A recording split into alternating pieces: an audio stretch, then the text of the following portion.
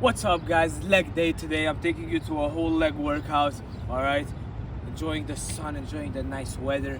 Let's get straight into it. You can come closer, my beautiful girlfriend filming all this video. I'm gonna show you guys the exercise, every single thing. All I ask is your like, you comment down, comment the leg emoji. Let's go.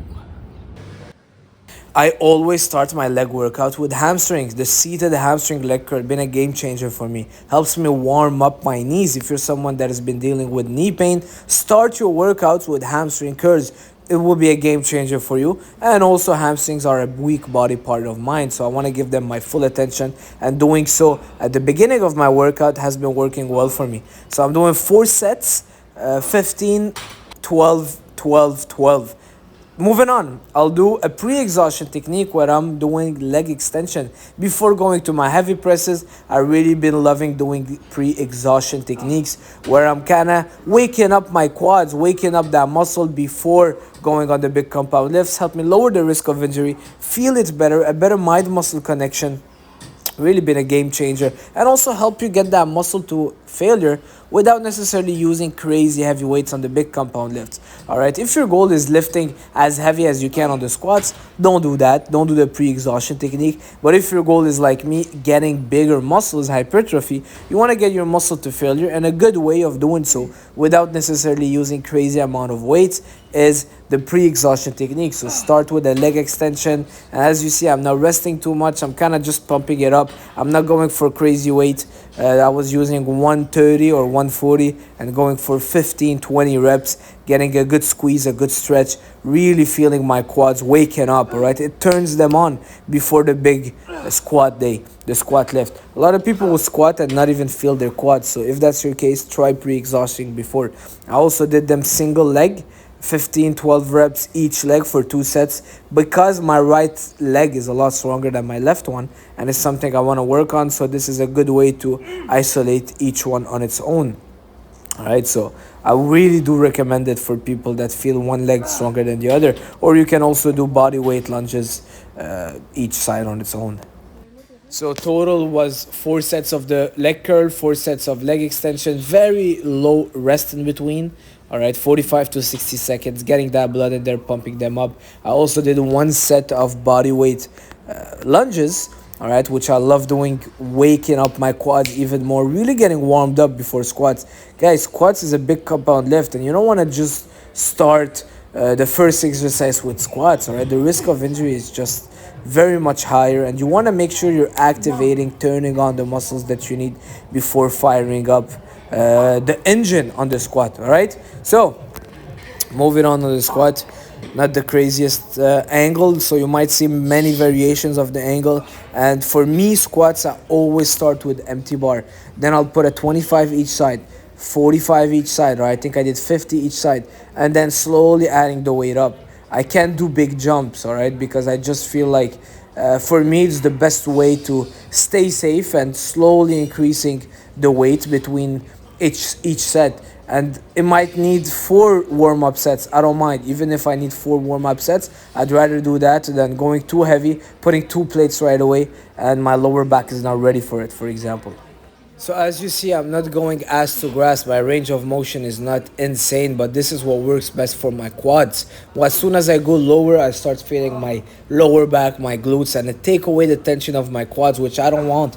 All right, so it's not always about the big range of motion, but it's about the range of tension and where you feel best. All right, so it's very important that you guys know that. For some people it's lower, for some people it's higher, but don't compare yourself with someone else. Go with how you feel best. And for squats, I did 225 on the bar, maybe 230 max. I did 5 sets of 12 reps, and I only take 1 minute rest in between. I know a lot of people like resting a lot more, but for me, if I rest 2-3 minutes, I'll cool down super fast. So I just wait till I catch my breath, and then I'll go again. 5 sets, 12 reps, 1 minute rest in between. And it feels like it's kind of the same set that you're keep going, and it helps me get my muscle fibers to failure even in a more efficient way, where I don't need to load up the bar super heavy. All right, so this is what works best for me. So after that, I went on the hack squat machine, and I had almost 2 plates on there, Same thing, very low rest, and then I went for 15 to 20 reps. I went a little bit higher reps on this. Again, for me, squats, for me, legs, it's high reps. That's what works best. High reps, high reps, high reps. All right. The only time that I'll go lower reps would be if I'm trying to push my weight, the weight I'm using on a squat, and I'm trying to work my strength. I might go for 5 reps. But aside of that, high reps, and as you see, not too much range of motion because as soon as I go lower, the tension comes off my quads, and I need to work more on my mobility. But for now, this is perfect range of motion for me. I don't need to go lower. Some people will need to, but for me, that's what it works.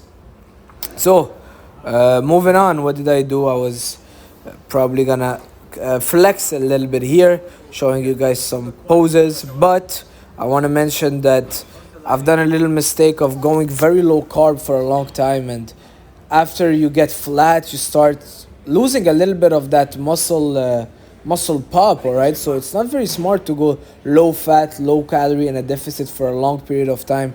Get those refeeds in, get a cheat meal in. Don't go very low carb, especially if you're training hard, pushing hard, because then you will start looking a little bit fat and watery. But in reality, you're just very flat, and your muscles are losing. Muscles are 70% water. You just lose that pop and volume to your muscles. All right. Then I tried to do a little bit of RDL with a dumbbell. Didn't feel so good. I wanted to work more my hips and my glutes, a little bit of my hamstring, but I didn't feel it, so I moved on doing what did I do? I did dumbbell split squats with a dumbbell, so you'll see me right here. But for the RDL, sometimes I'll go more for stiff leg if I want to work more on my hamstring, but this day was more quad focused. So I grab 2 dumbbells and I go for 15 reps single leg lunges. So it's something that helps me work my imbalance in my legs, and it's been working super good. If you want to work more your quads, lean to the front. If you want to work more your glutes, stay centered. All right, and it's very important that you keep your foot pressure even on the big toe, the small toe, and on your heel. A lot of people will do them and they feel like they're pushing more with their toes. So be aware of that. Be aware of your foot placement and where the pressure on your feet is going. It's very important, and it will dictate where the tension goes, either on your quads or on your on your glutes, and if you have joint pain or not. This all is important to remember. So moving on, I did, I think, 3 sets total of those, and yeah, 3 sets total of the dumbbell split squat. And as you see, I don't go all the way up. I keep a little bit of a flexion as I'm coming up, because I want to keep that tension on the muscle, keep that tension on my quad.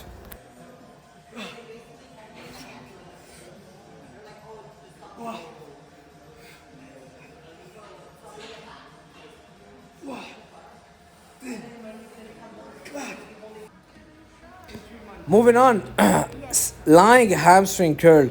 So I'm doing these ones at the end because I feel like it kind of decompresses my spine even after doing my squat or a hack squat, or let's say you're doing a deadlift. These ones are good at the end. It decompresses your spine, and it's a great movement for your hamstring. So I was doing 15-20 reps for the first set. I did 2 sets of 15-20 reps, and then I started doing them single leg, each leg on its own, because I pulled my hamstring years ago doing sprints, and I want to work each one on its own. I always feel like one is stronger than the other, and to prevent any imbalance, I start doing more each leg on its own. You'll see me do very soon, and the rest period is very short, maybe 1 minute. And some people would say, oh, that's not enough, 1 minute, but for me, I have a lot of endurance, so I can just keep going and keep going. I can even add weight. All right. I also did 1 set of that leg press machine, which was right next to the hamstring leg curl. It was a nice, but just mostly for pumping. Nothing crazy. It didn't go so crazy with the weight, and that's it. And some days you just feel good. You just add some stuff. It's okay. All right. Bodybuilding and training doesn't have to be an exact formula where you, okay, I just need to do those exercises, 8 reps, and if I do anything more, I'm ruining up the whole plan and I'm gonna be so fatigued and my body can't recover. No, if you slept well, you ate well, just go for it. Give your body what it needs, and then you'll go back home and recover. All right, that's part of listening to your body as well. It's a combination of science and also listening to your body, the experience, how you feel. All right, so it's very important to understand it's not always what's on a paper or what your program says that you need to follow exactly that. Sometimes it's okay if you go by instinct a bit. All right, so I was supersetting those two, 15-20 reps. As you see, trying to control as much as possible, but not really showing on the video, but I should be controlling a lot more on the way down. Now I think I'm doing the yeah, here I am doing it single leg, and for some reason single leg I'll go less than half the weight that I'll use with both legs, but I'll feel it so much more. And I'm trying my best to not get my hip off of the pad, keeping my glutes as relaxed as possible and really just focusing on my hamstring doing the movement, which is hard. It's not easy to do, but I'm trying my best to do so. High reps for hamstrings for me. High reps also were great.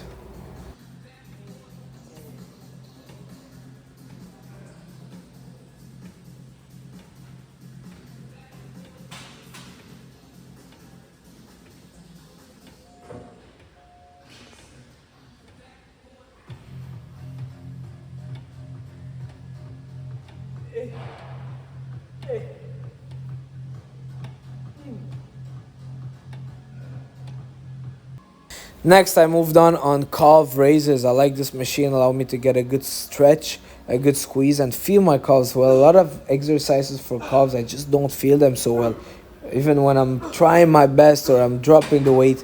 But this one, I feel it well. I'm also trying free weight, single leg on its own, going on my tiptoe, getting a good squeeze, and trying to stretch it right after.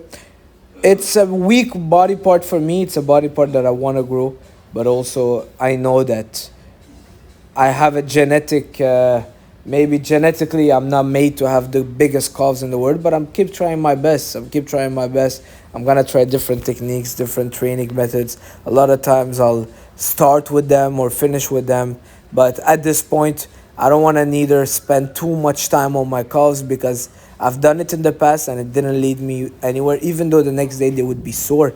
But in terms of growth, I wouldn't see anything crazy. And then I finished with that exercise. So some people call it the good girl because the girl is, well, you're closing your legs.